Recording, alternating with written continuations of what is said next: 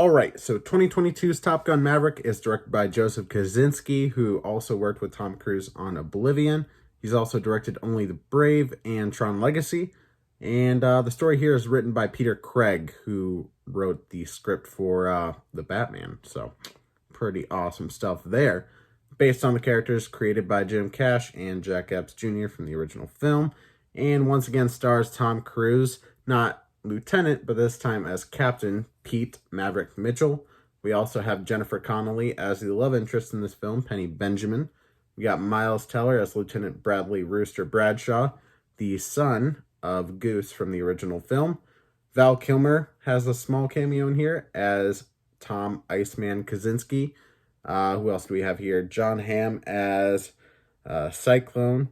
We got Charles Parnell as Warlock, Monica Barbero as Phoenix, Lewis Pullman as Bob, Jay Ellis as Payback, Danny Ramirez from Falcon and the Winter Soldier as Fanboy, Glenn Powell as Hangman, Jack Schumacher as Omaha, Manny Jacinto. Oh, he's from, isn't he from, shoot. I don't want to sound stupid, so let me look it up. Yeah, he is from The Good Place. He played Jason Mendoza. Awesome. Yeah, he plays Fritz. There's also Greg Tarzan Davis as Coyote, Kara Wang as Halo, Jake Picking as Harvard, and Raymond Lee as Yale. And pretty much like all those that I named with kind of weirdish names. Those are their pilot names, like Maverick and Goose and all, Iceman and all that kind of stuff. But yeah, basically the plot of this film is Tom Cruise, his character Maverick, gets called upon to go back to Top Gun, not to fly, but to be an instructor. And he's basically preparing these new pilots for a very dangerous mission that I will kind of get to a little bit in a minute. I don't want to spoil anything huge here. But yeah, I mean, the original film came out in 1986, and it's a movie I like. It's not like one of my favorite movies of all time. I'd probably put it in like the top 50, but it's a great action film with a lot of, kind of homosexual undertones for sure, but I'm not like against it or anything. And it's just like when I watch the movie, I'm just like, okay, yep. It's been a while since I watched this, so when I went to rewatch it before watching this movie, I was like, yeah, I can see what Corey Coleman from Double Toasted was talking about in his retro review for that. But I mean, Tom Cruise was amazing in this film. Not some people, but people have their own opinions about Tom Cruise as a person, as an actor. But for me, I always liked his movies for the most part. I mean, I haven't seen all of them, but like the Mission Impossible movies, I really love. 2 and 3, not so much, but I feel like those movies keep getting better and better. And that new trailer for the new Mission Impossible, I don't know how I feel about that yet, but Miles Teller was really great in this film. I think he was definitely the standout for me, which is ironic because he is the son of Goose in this film, and Goose was the standout for me in the original film. Would I say he's my favorite character in this movie? I don't know. I kind of have to say it's Maverick because I just love the overarching story that they give to him coming from the original film to this one and seeing where he's at now and how he's changed as a person, especially after, spoiler alert, for the first film, after the death of his best friend Goose. But, there's some good tension there between his Tom Cruise's character and Miles Teller's character.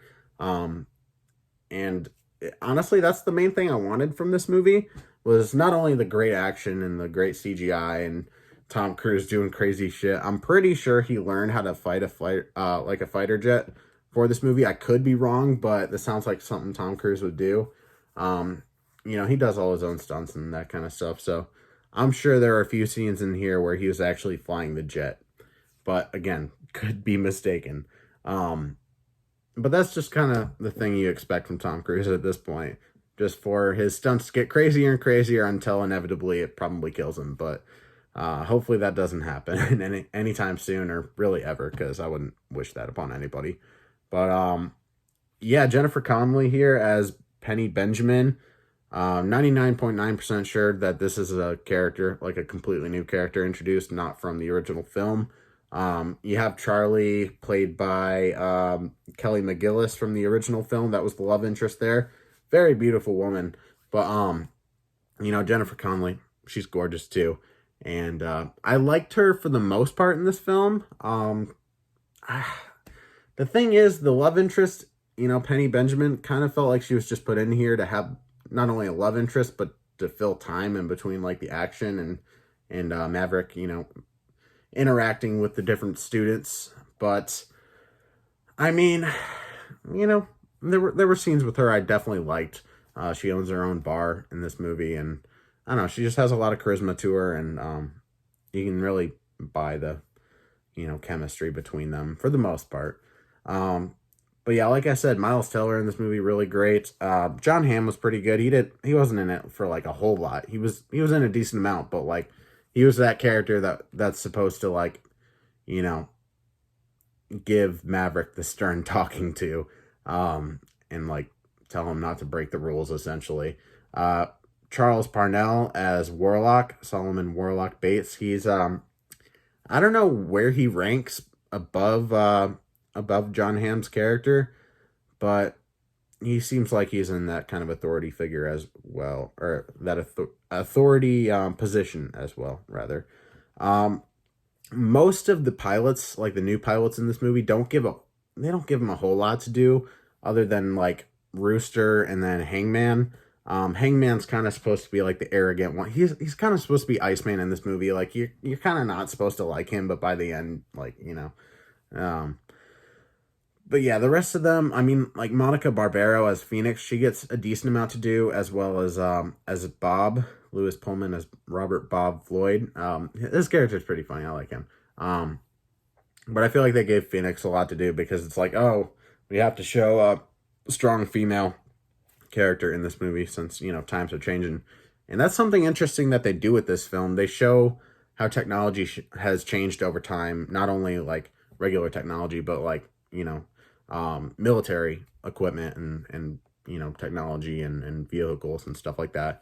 But yeah, they just show how things are different now, as opposed to the way they used to do them. Like they have these like ropes that are supposed to, I mean, you don't hold the rope, because obviously, like if one of those jets was landing and you're holding it, you'd probably get like fucking flinged off to the sea.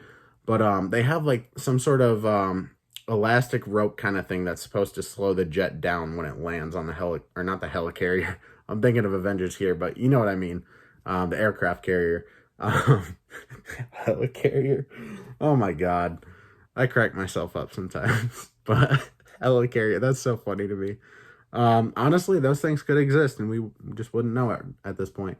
That's something they should do, right? Maybe? Probably not. But yeah, it's just cool to see the difference of technology and the difference of equipment over time, compared to the 80s. And I know in the first film, like, they actually probably had to pay a lot of money to the Navy to actually be able to use their equipment and stuff like that. A lot of the actors, or not a lot, but all of the actors in that first movie, they weren't actually in the cockpit. They were in a makeshift cockpit on a studio with probably green screen and stuff behind them. But in this movie, like, it looks legit, dude. It looks like all those people are actually in the jet, and it had me on the edge of my seat, to be honest. There were so many scenes in here where I felt like I was actually moving with the jet, like depending on where they were going. Like if they were leaning that way, I'd lean that way. If they're leaning that way, I'd lean that way. Or if they're pulling up, it'd be like, whoa.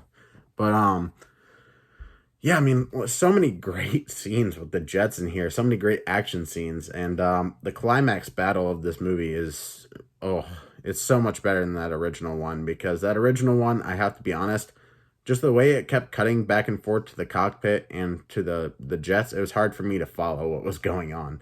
But here, like, I could follow it and was invested and also terrified, not only for the characters, but me myself, just feeling like, what would I do in this situation? Definitely not equipped to do this line of work. That is for sure. But yeah, a lot of really great characters in this movie. Pretty great script as well. The only setback for me was just that love interest. Like, I didn't feel too much with that. Again, it kind of felt like she was just put in there to have a love interest and also to fill time. But it didn't ruin anything for me overall. I really did enjoy this movie. And the one thing I wanted to talk about in terms of like the final battle, I forgot exactly what I said before, but it literally reminds me of the Death Star in a way. And when you watch the movie and you hear the mission, you're gonna be like, "Oh my God, this is literally Star Wars." Um, but it's not literally Star Wars. They're not in space or anything like that. But the thing they have to do reminds me a lot of, you know, them trying to destroy the Death Star in the Star Wars movies. Because yes, they've done that more than once, and then there was the whole Star Destroyer base or whatever.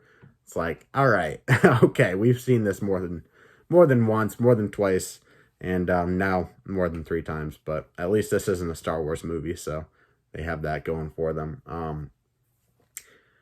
But yeah, what else can I really say about this movie? I don't know. I thought I would have a lot more to say about it, seeing as how much I freaking loved it. I mean, it's definitely a great movie to see on the big screen. I highly recommend you see it on the biggest screen possible. I saw it on an IMAX screen, and I don't know if I mentioned this before, but I saw this movie 2 days early. I saw it on Tuesday, as opposed to like Thursday or Friday when movies are usually released. My local theater had a early screening, and I was like, hell yeah, I'm gonna ask off work for this. I'm gonna go check this movie out. It was packed for sure for a Tuesday. Like, I was surprised how packed the theater was, but mainly all those people were just going for Top Gun. After the film, I really had to pee, so I went to the bathroom. But when I came back out, somebody was talking about them having like pins and posters. They were supposed to have like pins and posters, and there was no like employees outside the theater when we were done with the film. So I was like, all right, might as well head over to the front, because the way the theater is set up, the IMAX theater, it's, on one end. If you're looking at the theater, headed up to the front doors, IMAX theater would be on the right, and then the rest of the theaters would be on the left. But yeah, there's an exit door right by the IMAX theater. So a lot of people left without getting these cool pieces of merchandise that I was able to get, which I'll show you in a second. But yeah, I heard somebody saying like, oh, there's supposed to be pins and posters. So I was like, all right, well, I guess I'll head up front and at least ask them and see if they have any promotional stuff for it. Because sometimes that theater doesn't get sent everything. But I got up there, and sure enough, there were a couple of employees handing out those posters and some cool pins. So let me show you those right now, actually. Let me get this. It's a pretty cool poster. I mean, not huge, obviously, but pretty neat there. The thing I like the most, though, is definitely this pin. I'm definitely going to have to find an excuse to wear this more often, or wear this in general, but can't really tell. I don't know. Can you see that? Not really. There's a bit of a glare, but it says Maverick on there, and it's a really cool pin, and hopefully they'll let me wear it at work, because I just want to, like, always wear this now. It's really cool. Yeah, that's so sick. But I actually didn't realize until I left the theater, and I feel bad because other people didn't get these things, but I actually got 2 of these posters here. So I'm actually going to be doing a giveaway for one of these. Yeah, if you're watching on YouTube, just comment down below. Tell me what your favorite not Top Gun, but what your favorite Tom Cruise movie is, and you'll be entered in the drawing. Probably announce the winner of the drawing in the next few days or so. We'll see. I'm also doing the giveaway on Facebook and Instagram. So Facebook and Instagram at Pop Culture Podcast. Go check out the post there. Comment on that if you want to, if you're listening on the podcast, or if you're on YouTube and you just don't feel like commenting here, go ahead, go over to my Instagram or Facebook. But yeah, definitely a cool movie. But whoever wins, I'll send that out to you. Just got to get your address. Don't worry, I'm not going to come stalk you. But I think I'm going to try to limit it to people in the U.S. so I don't have to pay an arm and a leg to get out there. Somebody has already offered to pay for that shipping. And I was just like, all right, well, if you win, you win, and we'll figure that out. But I would prefer to try to keep it in the U.S. So, yeah, if you're in the U.S., comment down below. Tell me your favorite Tom Cruise movie, and maybe you'll win that poster. Or if you're listening on the podcast, like I said, head over to my social media pages. But I really don't have anything else to say, I don't think. yeah, so let me just plug some of my stuff real quick for the people that are over on YouTube. For the people listening to the podcast, I'll either cut this out or you'll just have to listen to it. Actually, this will probably be my last review for the podcast episode. So, yeah, I guess it'll be the end anyways. I am on Facebook and Instagram at Pop Culture Podcast, like I said before, and the link in the bio of my Instagram page will take you to my website made through Wix, where you can find where to watch these videos on YouTube, where to listen on all major podcast platforms. There's links to my social media pages, and there is also a link to my Teepublic store, where I have 4 designs available. One of them is a limited edition one. Sorry, there's a plane going by. It's really annoying when there's all these noises going on. But yeah, the newest one I have on there is limited edition. It says "My Dog Stepped on a Bee" from the Amber Heard trial going on. And that'll probably only be available for a couple weeks. As of right now, they're 35% off any piece of merch that you get with that design on it. But that'll probably only be for the next day or so if you're listening here on YouTube, or on the podcast, it'll probably already not be 35% off anymore. Jeez, plane, can you just go by already? You are so freaking loud. But yeah, I guess I'll end it here since that plane is being very annoying. But thank you for watching if you're watching on YouTube, and thank you for listening if you are listening on the podcast. I will see you in the next one.